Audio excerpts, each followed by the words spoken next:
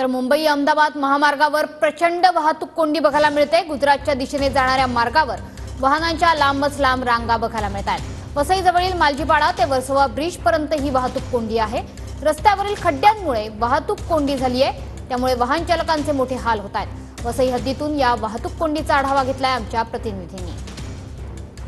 अहमदाबाद महामार्गावरील गुजरात लेनवरती जवळपास 5 ते 6 किलोमीटरची वाहतूक कोंडी झालेली आहे। आपण बघू शकता की मी आता वसई हद्दीतल्या मालजीपाडा या परिसरामध्ये आहे।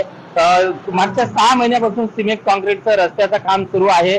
अर्ध काम करू ठेकेदारांनी हे काम सोडून दिलेलं आहे। त्यामुळे वाहनधारकांना जे आहे या रस्त्यावरून मार्ग काढत असताना प्रचंड मानसिक त्रास होत आहे। मागच्या 4 दिवसापासून संततधार असणाऱ्या पावसाने आज कुठेतरी विश्रांती घेतलेली आहे। मात्र जे पावसामुळे रस्त्यात जे पडलेले खड्डे आहेत, या खड्ड्यांमुळे महामार्ग हा पूर्णपणे जाम होत आहे।